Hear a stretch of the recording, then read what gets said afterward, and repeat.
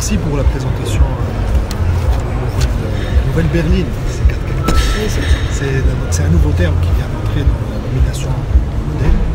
Berline, elle remplace effectivement le modèle C4, qui est le hatchback.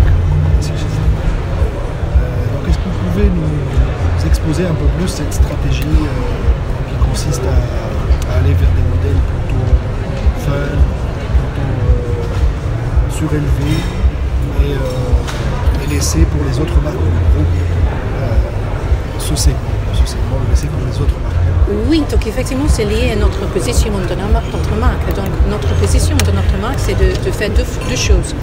Le premier, c'est le design et le deuxième, c'est le confort. Et donc, quand on regarde une nouvelle C3, par exemple, ou une nouvelle C3 Aircross ou C5 Aircross que nous avons lancé en Chine et qui arrive en Europe en 2018, on voit qu'il y a un design qui est unique. C'est complètement différent de la concurrence, par exemple. Il y a le couleur ponctuelle, il y a une signature très Citroën. On essaie de faire quelque chose qui est différent. Donc, ça, avec ça aussi, on joue le confort, parce qu'on a une histoire de confort chez Citroën, évidemment, avec la suspension hydraulique et tout ça. Donc, on a décidé de prendre les deux sujets, le design et aussi le confort. Et avec le nouvel C4 Cactus, on joue beaucoup sur le confort. C'est très important à l'intérieur. Donc, vous avez la suspension Progressive Hydraulic Cushions. Et après, vous avez les sièges. Et nous avons mis une nouvelle mousse pour créer cet esprit de fauteuil, de sofa. Et donc, ça, c'est une façon de différencier Citroën par rapport, par exemple, Peugeot ou par rapport à DS. Donc, c'est très important pour chaque voiture qui arrive, on va jouer beaucoup cet design et aussi cet esprit de design qui commence franchement avec le C4 Cactus, qui est un peu sharp, qui est un peu différent, et après avec le confort. Sur les objectifs globaux de vente, on se faisait la réflexion, l'horizon pour les 1,6 million et les 30% de hausse, c'est 2020 ou 2021. Et je complète sur cette question, quand on voit la tendance actuelle des ventes de Citroën, quels vont être les réservoirs de croissance pour accélérer, parce qu'il faudra, je pense, accélérer pour atteindre cet objectif que vous avez réaffirmé. Oui, absolument. Donc c'est 2020, 1,6 million, 2020.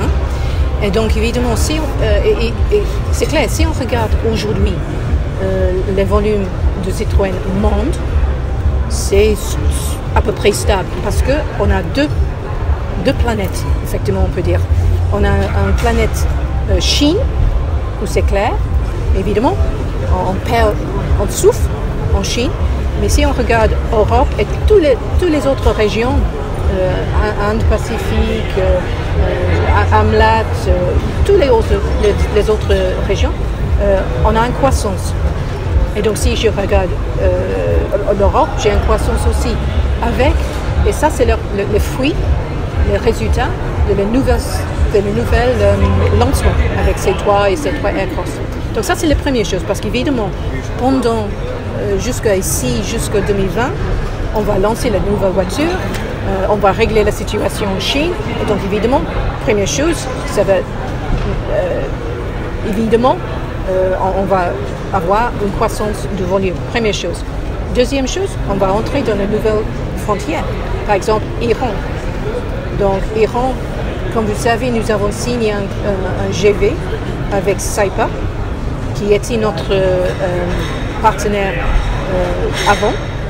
Et nous avons un contrat, c'est un contrat avec une usine, mais aussi de commercialiser Citroën en Iran. Et donc pour nous, une année pleine, évidemment, il faut attendre quelques années pour arriver à ça. Une année pleine en Iran, peut-être ça veut dire 150 000 voitures, par exemple.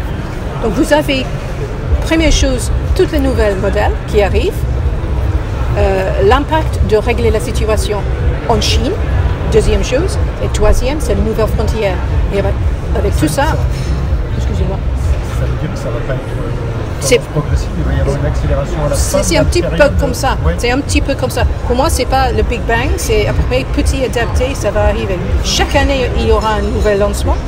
Et c'est pas chaque année on va entrer dans une nouvelle frontière, mais évidemment, par exemple, Iran, on va commercialiser le C4L, c'est ça? C4L fin d'année, et on va lancer une autre voiture à partir d'avril 2018. Vous parlez là de Iran, par exemple. À l'horizon 2020, la Chine correspondra à quelle part des ventes? Votre objectif? Parce qu'aujourd'hui, 75% des ventes de Citroën, c'est en Europe. Quelle ventilation vous espérez à l'horizon 2020? Oui, donc effectivement, si je mets dans une autre façon, parce que pour moi, c'est en 2020, il y aura 45% qui sont hors Europe. Et en Chine, combien? Environ un objectif? Franchement, j'ai pas vu comme ça, parce que moi, maintenant, Iran, quand je rentre Iran, c'est plutôt important, mais je sais pas combien Chine va être dans ce... J'imagine 20% ou quelque chose comme ça, mais entre 20 et 25% par 2020, excusez-moi. 2020. Oui. Et actuellement en Europe, c'est 25%, c'est ça? Non, 75%, c'est ça? Aujourd'hui, oui, pour moi c'est 35%. Pour moi c'est 35% hors Europe aujourd'hui. 35 aujourd'hui. 35% hors Europe. Et en Chine, À peu près. Moi, j'ai pris le 2016, donc peut-être en 2017, je sais pas. quand vous parlez des 150 000 volumes pour l'Iran, c'est pour la marque ou... Pour la marque. C'est pour la marque. Mais c'est dans un année plein, après quelques années. C'est pas la première année, évidemment. C'est l'objectif. C'est l'objectif effectivement de croissance d'arrivée. D'accord. C'est pas dans le premier ou deuxième année, c'est ça, c'est clair. Monsieur Tavares, lorsqu'il parlait des problèmes que PSA rencontrait en Chine, parlait de problèmes qui étaient liés en particulier aux concessionnaires. Vous avez un petit peu paniqué lorsque le marché s'était contracté et s'était endetté et que vous vous trouviez avec un réseau qui n'était pas sain. Hier, si je me souviens bien, M. Chatillon nous a parlé de la nécessité d'assainir le réseau pendant encore quelques mois avant de voir les résultats. Est-ce que vous avez une idée du tableau actuellement chez Citroën? Il y a beaucoup de ménages à faire chez les concessionnaires. Donc effectivement, est-ce qu'il y a beaucoup de déménages? Oui, oui, un petit peu. Mais pour moi, c'est pas que une question de réseau aussi. Il y a d'autres raisons. Le premier, c'est le marché a changé complètement. Et donc, le marché a changé complètement avec les constructeurs chinoises qui ont lancé les voitures SUV, le petit SUV, qui effectivement, quand on regarde la croissance dans le marché chinois, c'est grâce à ce type de voiture que effectivement le marché a une croissance. Et donc évidemment, sauf un petit SUV qui s'appelle C3 XR, jusqu'au septembre 2017, le mois avant, on n'avait pas un SUV. Donc, première chose, donc je pense qu'il y a un petit problème de produit. Donc effectivement, nous sommes en train de régler ça et ça va prendre un petit peu de temps. Mais oui, la deuxième chose, c'est le réseau. Pas d'entrer dans les détails, combien de concessionnaires, etc., etc. Évidemment, on veut à peu près le même nombre, c'est à peu près 400, mais peut-être avec... il y a des investisseurs qui veulent prendre Citroën un petit peu à l'inverse, donc effectivement, ça va prendre du temps de changer le réseau, oui, mais franchement, d'entrer dans les détails, c'est combien, etc., c'est un petit peu...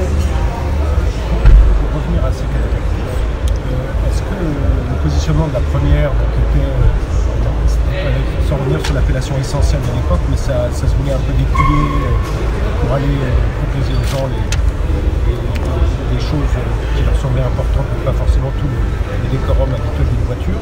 Comment ces gens-là vont se retrouver dans cette voiture qui est présentée avec des finitions avec des surpiqûres, des choses quand même assez étoffées par rapport à la première génération?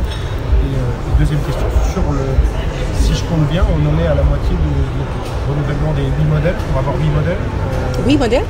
Oui. Et là, on compte donc C3, C3 Aircross, C5 Aircross, C4 Cactus, il nous en reste 4 à découvrir, c'est ça? Donc, si je réponds à la deuxième question première, oui, il y a 8 silhouettes. On va remplir les 8 silhouettes à partir de 2023. Donc c'est pas de dire peut-être que C4 Cactus, c'est une de 8 silhouettes.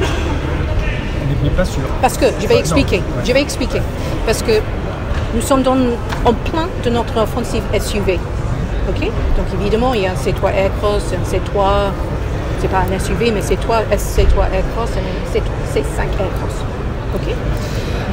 Et donc ça c'est le premier. Donc on va continuer l'offensive SUV, lancement C5 Aircross en Europe fin 2018, début 2019. Et à partir de 2020, il y a une deuxième étape de notre offensive. Et la deuxième étape, c'est l'étape berline, ou hatchback, ou on peut dire. Et donc, il y a deux phases. Et donc, C4 Cactus, c'est aujourd'hui, c'est parce que c'est un mi-vie. C'est un grand mi-vie, c'est presque une nouvelle voiture, ça c'est clair. Mais évidemment, à partir de 2020, par exemple, on va lancer la nouvelle berline hatchback, par exemple. Donc, évidemment, un hatchback va être dans le Core Model Strategy, mais peut-être c'est pas un C4 Cactus, ou c'est pas un C4 Cactus d'aujourd'hui. Parce que là, c'est un mi-vie, donc ce sera, Ça, c'est un mi-vie. donc ce sera une nouvelle C4 Cactus après 2020. J'ai pas dit ça. Pas forcément berline C4 du Cactus. Berline du Pas forcément Ça- C4 Cactus. Nouvelle berline du segment. Peut-être. Nouvelle berline. Il y aura une nouvelle On aura berline. une C5, Il y aura d'accord. une nouvelle berline, segment C, Le segment C. segment C, à partir De 2020. de 2020. D'accord. Mais alors, comment? Mais Parce que la C4, ça s'arrête.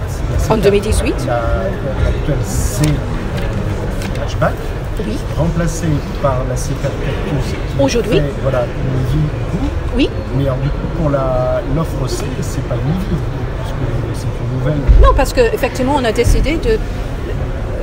Le C4 Cactus, ça termine en 2018. Après une longue vie. Et donc, on a décidé, qu'est-ce qu'on peut faire? C4. C4, excusez-moi. C4. Et donc, on a dit, qu'est-ce qu'on peut faire? On arrive au mi-vie de C4 Cactus. Donc, on arrive à la fin de la vie de C4 et le mi-vie de le C4 Cactus.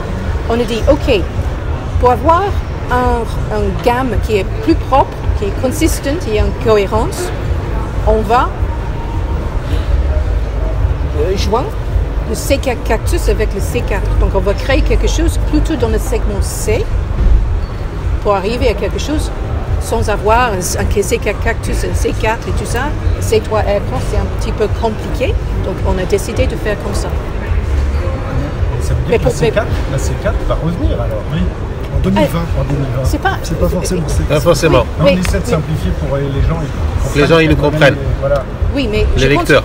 Je pense que c'est mieux de dire une voiture, évidemment, Un modèle. dans la gamme de Citroën, il aura un C-segment berline. Il n'y en aura qu'un ou deux. Je n'ai pas dit ça. D'accord. Non, parce que vous semblez dire qu'elle résout toutes les questions du C, mais pas toutes, puisqu'il en faut quand même une vraie C derrière. Et voilà. Alors, Mais franchement, c'est aujourd'hui. Donc, il faut jouer avec les voitures qu'on a aujourd'hui. Après, c'est une autre histoire. Vous dites qu'à partir de 2020, c'est la deuxième étape et que ce sera une étape, une offensive plutôt centrée sur les berlines. Oui. Ça veut dire que d'ici 2020, vous allez continuer sur une offensive produit SUV. Donc il y aura de nouveaux SUV. Vous faites Non. quoi jusqu'en 2020? Donc, pour moi, il y a deux étapes. Là, ça j'ai compris. Deux Alors, étapes SUV, Oui. et après, il faut évidemment travailler sur le berline. Et après ça, évidemment, on va mais on est en remplacer. 2017. Oh là là. Et Oui. le plan produit ne s'arrête pas jusqu'en Non, 2020. non, Donc, non. donc Ça- il y a de nouveaux SUV qui arrivent d'ici Dans- 2020. oui, mais évidemment. Mais, Ah bon? oui, mais Plutôt le SUV, un modèle, Oui. généralement, a une vie entre 4 et 5 ans. Oui, mais ils ont été lancés cette année, donc ce sera pour après 2020. Oui, c'est pourquoi j'ai dit c'est la deuxième étape, c'est la Je n'arrive berline. pas à comprendre votre première étape en fait. Jusqu'en 2020, il se passe quoi maintenant? D'aujourd'hui jusqu'en 2020, il se passe quoi dans votre plan produit? Le SUV. Ouais. Oui. Il y aura de nouveaux lancements. Oui, mais peut-être pas le SUV comme ça. On a beaucoup de voitures dans notre... En J'ai- 2018, il y aura C5 Aircross. Ah oui, d'accord. Oui, en 2019, il y aura une surprise. Peut-être. Hybridation de la voiture. C'est un nouveau modèle. Ça, c'est là que je... Aujourd'hui, franchement, je ne vais pas... Donnez vos cartes. Oui, exactement. Il vous faut un grand SUV pour la Chine. Il vous faut un plus grand que C5 Across pour la Chine. Oui, pour moi, franchement, aujourd'hui, je suis en lancement de nouvelle C3. Ah non, C3 Across cette année, C5 Across cette année en Chine, C5 Across en Europe l'année prochaine. Et après, il y aura quelque chose. Sur votre plan de 10 silhouettes, vous ne pouvez pas avoir que 2 SUV, vous en aurez peut-être 3. Peut-être. Les ventes de la C... Est-ce que vous êtes satisfaite des ventes de la C3? Oui, parce que on a vendu plus de 200 000 voitures. Évidemment, oui. Ça correspond à vos objectifs? Plus de nos objectifs, oui. Plus de nos objectifs. Vous n'avez pas répondu à ma question sur... Excusez-moi, j'ai pas... Non, mais oui, mais parce qu'on est parti en plein d'autres choses, mais très intéressant. Mais le public de la première C4, c'est ce qui ne va pas se retrouver perturbé quand on va voir les prix et les finitions, alors qu'ils cherchaient une voiture justement un peu plus simple, plus... Mais quand je regarde les ventes de la C4 Cactus, nous avons vendu, je ne sais pas exactement le pourcentage, mais le pourcentage de niveau 2 et niveau 3. Un peu plus de 2 tiers. 2 tiers sont le niveau 2 et le niveau 3. Donc effectivement, pour moi, ça dépend sur le niveau de pricing de C4 Cactus nouvelle. Mais pour moi, c'est pas quelque chose que j'ai un souci. Donc effectivement, c'est ça. C'est pas difficile pour la marque qui est en positionnement de conjuguer justement ces deux, à la fois attirer des gens qui cherchent quelque chose de moins cossu, et puis quand même une clientèle qui a besoin d'un peu de confort. Non. On ne cherche pas des clients qui cherchent des voitures moins cossues. On a toujours revendiqué de la technologie dans les voitures. On n'est pas une marque low cost. Non, mais j'ai pas dit low cost. J'ai dit par exemple les portières arrière, les vitres, des petits détails qui, chez certains clients, sont rédhibitoires et qui là semblaient finalement des choses superflues. Les gens allaient à l'essentiel des technologies. Et voilà. Et là, on revient finalement dans une offre assez classique, sans que ça soit péjoratif, et avec toute la liste des choses classiques. Mais c'est clair, nous essayons de faire quelque chose qui a une solution pour remplacer le C4 aussi. Donc effectivement, c'est évident, on cherche un petit peu de faire les deux. Mais franchement, c'est pas un souci pour moi.